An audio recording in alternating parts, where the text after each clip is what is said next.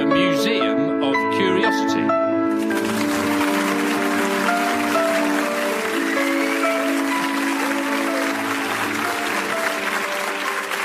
Hello, my name's John Lloyd and I'm the Professor of Ignorance at the University of Buckingham. Welcome to the Museum of Curiosity, the only museum that not only specialises in the entire universe, but also allows you to buy a smaller plastic version of it in the gift shop.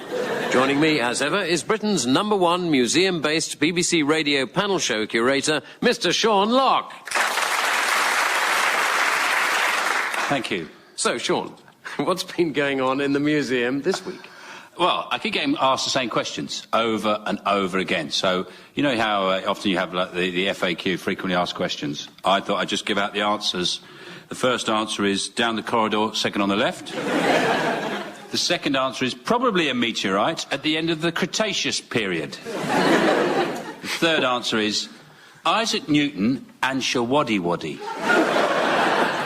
And the fourth answer is Lederhosen and a churn full of Yakult.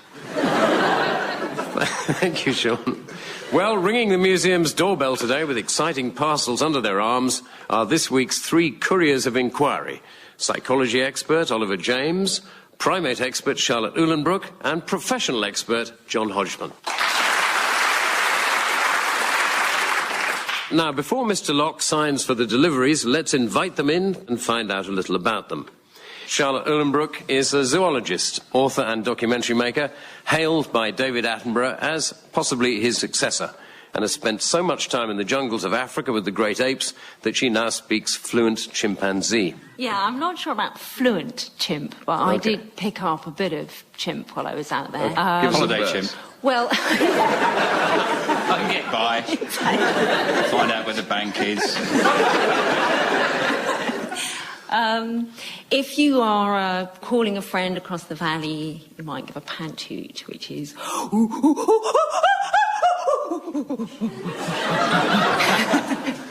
getting rather excited here. That's called a pant hoot, is That's it? called a pant hoot. That was actually the subject for my PhD. You've got a doctorate in pant hooting. I have a doctorate in pant hoot. Can I just ask what tense that was in? Correct me if I'm wrong, but chimpanzees, proportionally, have testicles that are 6 times as big as a man's, don't they? Enormous. They are big. A friend of mine always used to say, they are big. That's a television joke there, ladies and gentlemen. But gorillas, on the other hand, have tiny little ones, don't they? They do. Tiny little They ones. do. Now, what's the evolutionary purpose of that discrepancy, do you think? The reason is because chimps live in multi-male groups, so you have competition between the males trying to impregnate the females, whereas a gorilla has a harem of females, so he knows he's going to be the daddy, and so he just doesn't have to spend so much energy producing excess sperm. Fascinating. I mean, it always has struck me as interesting, you know, the women with cleavages, as it were, showing their mating suitability. I always wondered why men with Speedos didn't have little tiny cleavage showing down there. Why shouldn't they? Why? It's logical. It just might not be that attractive to females. Also, it turns out to be illegal in many countries. And also, John, I think that's a really bad explanation for you staring at men's crutches. No, I've just got this theory about chimpanzees. But we do, don't we, at the back? That's our cleavage, isn't it? The buttocks. Who are builders trying to attract with this cleavage, do you think? When they're fixing your sink? Yeah. Yeah, I find that very attractive. Plus, he obviously has a skill. He can fix the sink. So, very suitable for mating. Yes. Plus, he has his own van. So, the whole package is fantastic from where I sit. Well, it's often said that we're 98% similar genetically to chimpanzees. We're About 98.7% similar. Did you know that we're also 34% daffodil? Yeah. How similar do you think we are to chimpanzees? Well, we're more similar to chimps than rats are to mice, for instance. If a chimp wanted to explain to Peter Mandelson that privatising the post office at the moment is not a clever idea, how would he do it? I just don't think a chimp would give a toss about it. Ladies and gentlemen, Charlotte Uhlenbrook.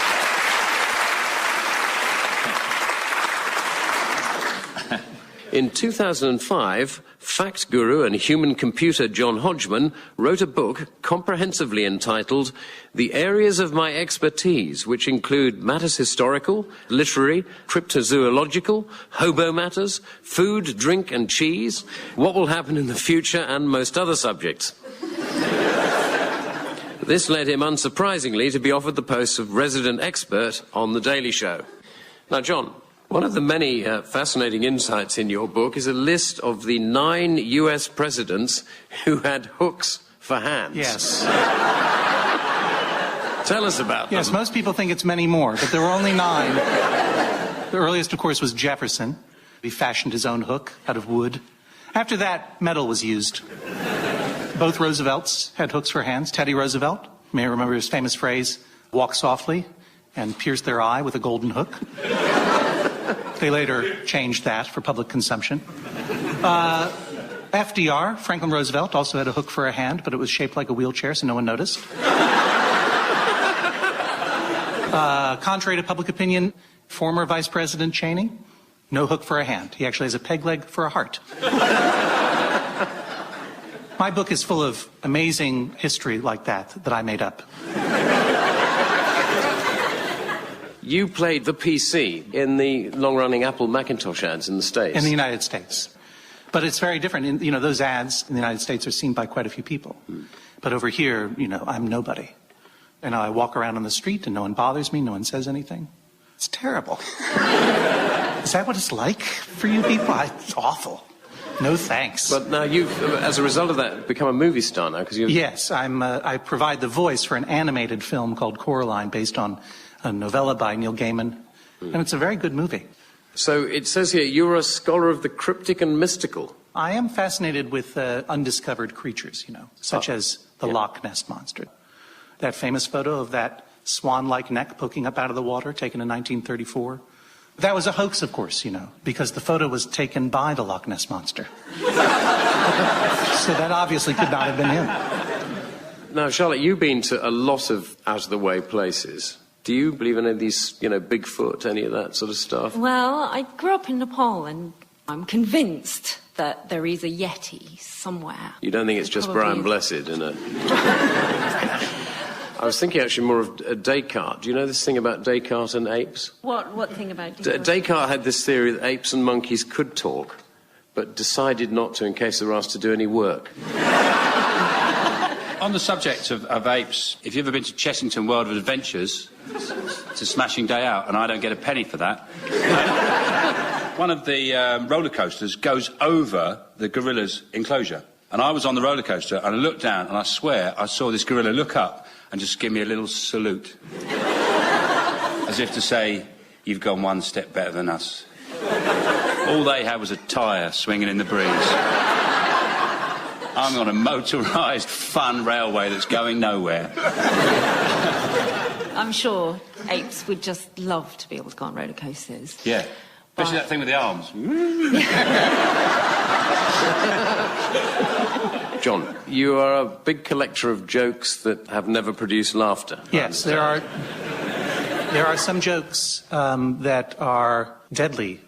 For comedians, these jokes will curse you to never hearing laughter again. But as I am not a comedian, but a professional expert, I can tell you some of them. A priest, a rabbi, and a non-religious person go on an airplane. There is a problem with the flight. The plane is going down. There are enough parachutes for everyone. Evacuation is orderly. I must have told it wrong because you laughed. A duck goes into a pharmacy. He says, I need a balm for my beak. And the pharmacist says, we have nothing for ducks here. End of joke. I'm sorry, John. I don't know what's happening. This is very, very awkward. But I think it's the way you tell them, John. Ladies and gentlemen, John Hodgman. In the right hand, that stuff's gold dust. Finally, Oliver James is a best-selling author, psychologist and environmentalist. He thinks that if you want a bigger house, more money and better looks, then you should seek immediate medical treatment.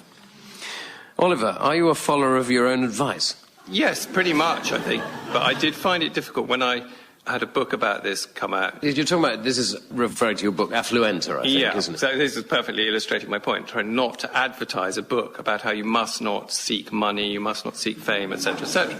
And so I had about 3 months in which I was plugging this product right, left and centre because I passionately believed that this country was in terrible trouble because it had got in the grip of these awful values of placing too high a value on money, possessions, appearances and fame.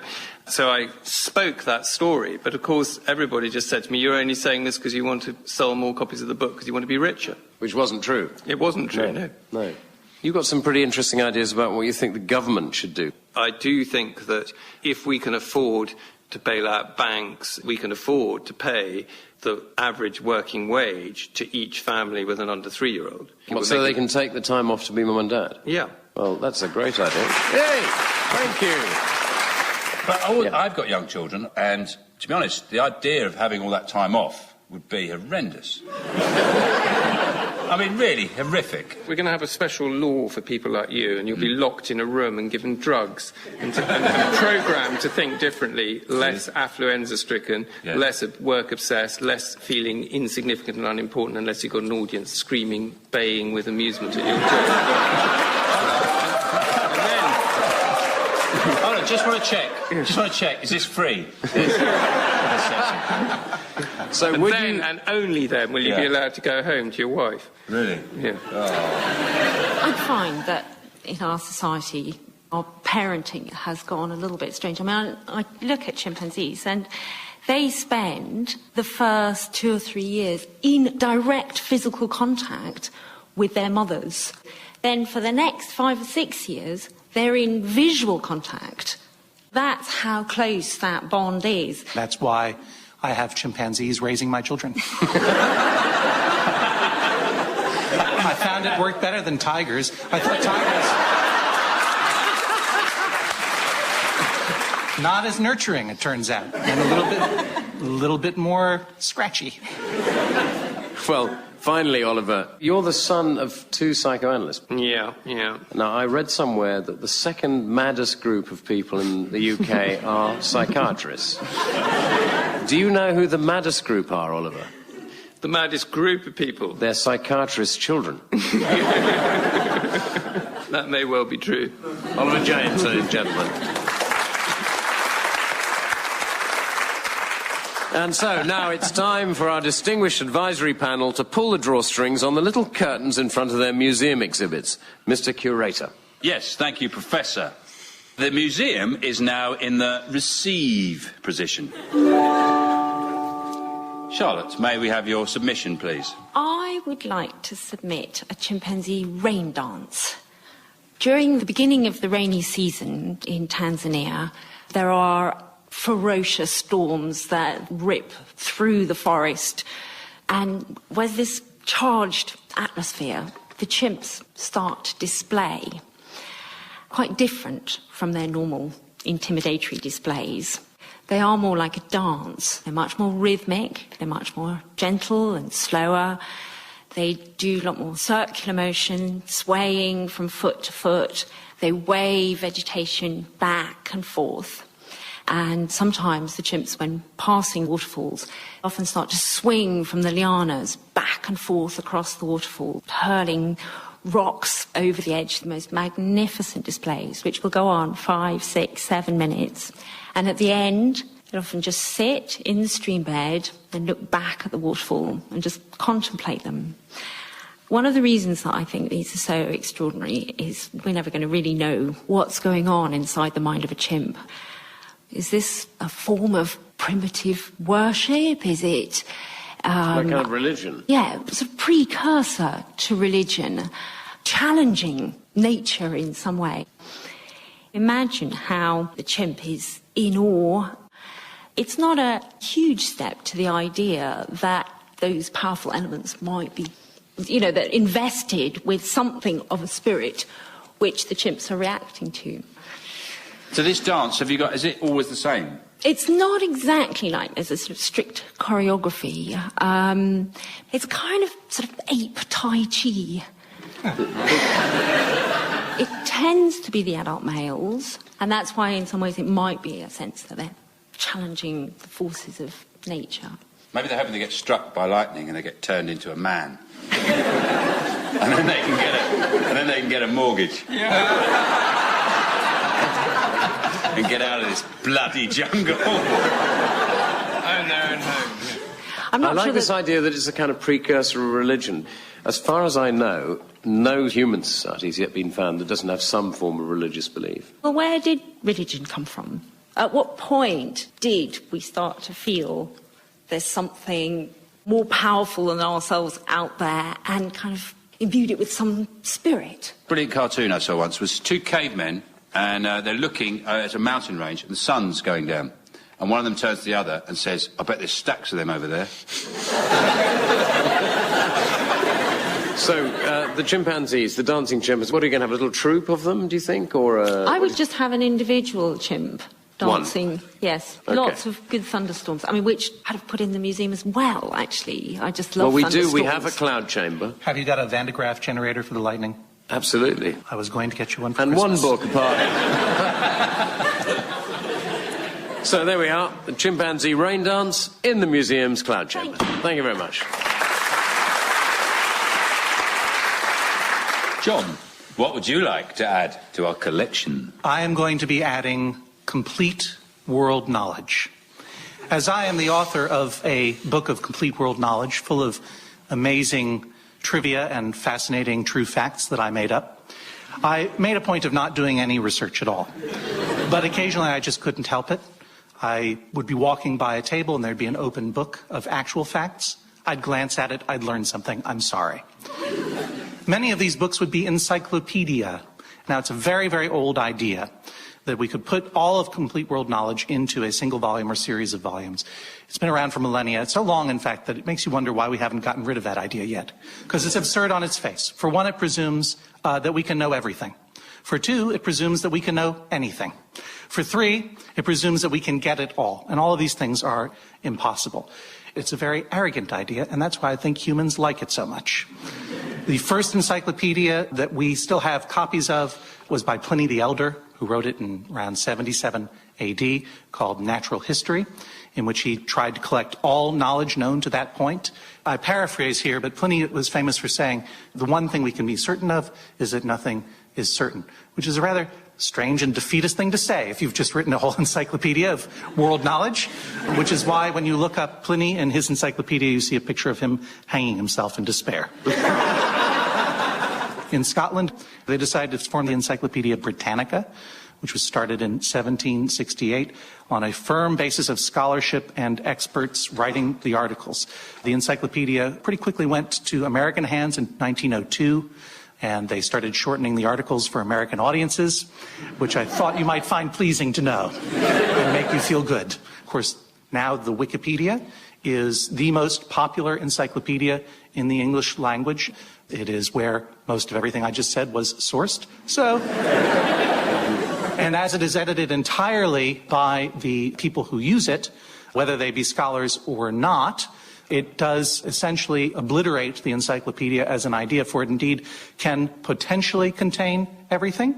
It can be updated in real time, and finally, it is just as uncertain as Pliny long promised. So that is what I'm giving to the museum, since I think complete world knowledge might be useful to you. Thank you. How many volumes do you think it'll be? Infinite volumes. Do you have room for it? No, but it can't be infinite, can it? Eventually, you would be able to find everything out. Well, so it can't be necessarily infinite. What I've discovered in my own career, there actually is more world knowledge being generated at every moment, and I endeavor to learn it, and when I don't have time, I make it up. So, yes, I mean, as long as there are still people generating knowledge, there will be more world knowledge for you to store.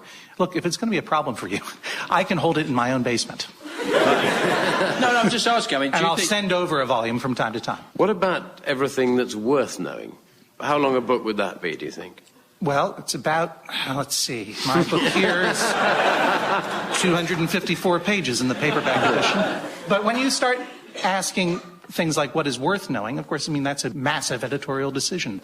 That was the reason that Britannica is constantly, since its inception, was under attack for being biased or for being insensitive or for being wrong. We were researching when you suggested you might have the complete world knowledge in the museum, and turned up this wonderful piece of information about the Shah of Persia, a guy called Fath Ali. He was given a complete set of the Encyclopaedia Britannica, which he read from cover to cover. And after this feat, he extended his long list of royal titles to include Most Formidable Lord and Master of the Encyclopaedia Britannica. So I'm very impressed, but I need to know a little bit more about the size of the... I mean, is it in a huge tower or... First of all, Charlotte is talking about putting rainstorms in your building. Well, I can imagine. I don't understand why this is such a hang-up for you people. Like, suddenly I'm responsible for the physical capacity of your fictional museum? Can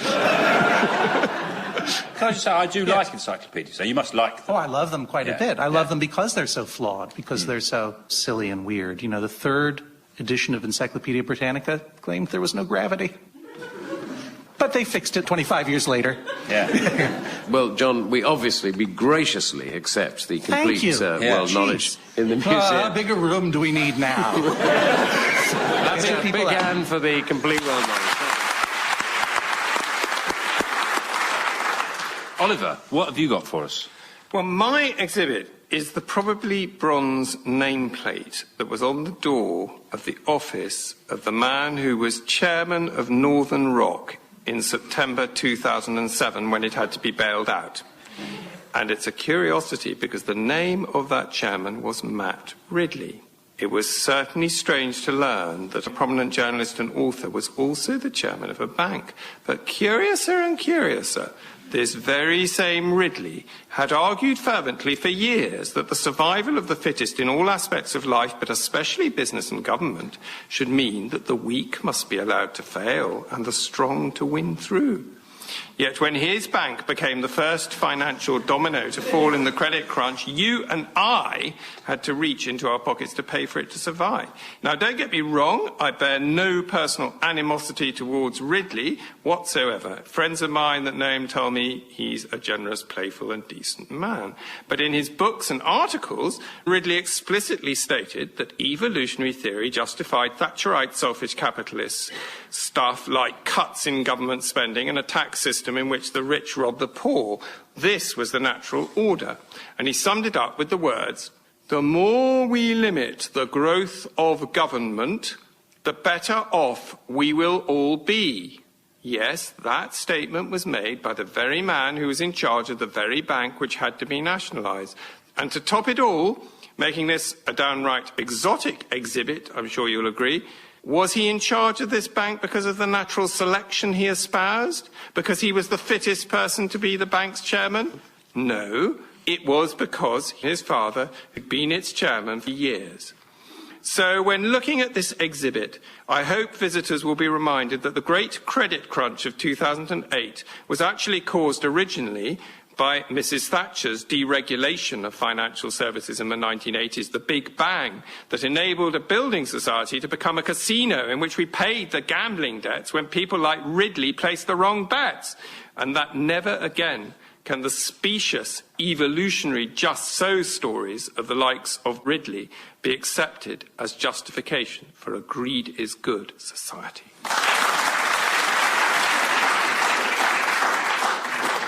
Now, how big a room are you going to need for this thing?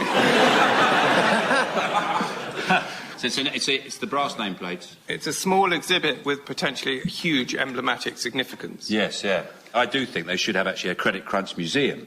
Because the people I feel most sorry for in all this are people in their sort of mid-20s who, for the last 15 years, if you turn on any television programme, there was no sense that you could lose out. I mean, I think that a lot of those property programmes have something to answer for, because at no point did they ever suggest that this could go wrong. When I was at school, my history was mostly based modern political system, so it would have been about the Tudors, it would have gone up to the First World War. I know what happens, the Tudors didn't use plates, they ate their food off bread. But that wouldn't get me out of negative equity, would it? There's an interesting bit of research here. If you had bought £1,000 of Northern Rock shares in October 2007, a year later it would have been worth £4.95. Whereas, if you'd bought £1,000 worth of Tennant's Lager, drunk it all, and then took the empty cans to the aluminium recycling plant, you get 214 quid.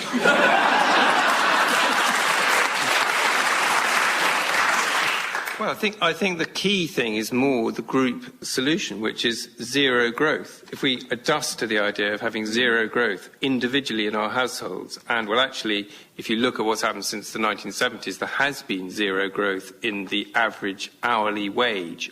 Actually, Thatcherism and Reaganomics resulted in a massive increase in the wealth of a tiny minority of people, but the vast majority of people in this room, they got no more money than they previously had in the 1970s. And what's required is for us to have totally new values. We need to have zero, become completely committed to the idea of having an economy in which there is zero growth, in which work is redistributed and in which wealth is redistributed. And if that sounds like communism, well, I mean, I don't think it does have to be communism. It's socialism of the kind that has been operating in Scandinavia very successfully for 70-odd years. I think we should, with alacrity, enthusiasm, accept your idea for the museum. In fact, I think we'll take alongside your idea, Sean, too, and we'll have a whole Credit Crunch museum wing of the Museum of Curiosity. And in the centre... Fred Goodwin in a liquidizer, big glass one. And you can pay £1 and you just press the button and it goes... He's liquidised, and then we clone him, and for eternity he gets liquidised. Or is that just too far? But anyway, at the centre of the Credit Crunch Museum, in honour of Oliver's excellent suggestion, will be Mr. Matt Ridley's desk Toblerone. Thank you very much.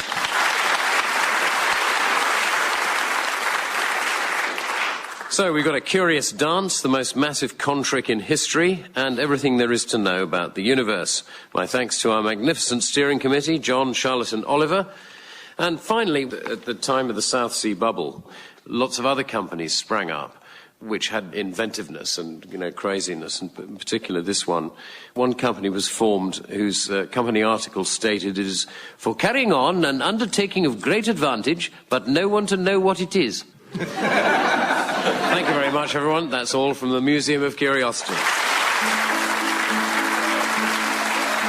The Museum of Curiosity was curated by John Lloyd and Sean Locke, with research by QI's James Parkin and Molly Oldfield. The exhibits were kindly donated by Oliver James, Charlotte Ullenbrook and John Hodgman, and the producers of Curiosity were Richard Turner and Dan Schreiber. If you're the curious sort and you'd like to snoop around the museum's exhibits and prod them, please make your way to the Radio 4 website, where you can find out more about the Museum of Curiosity.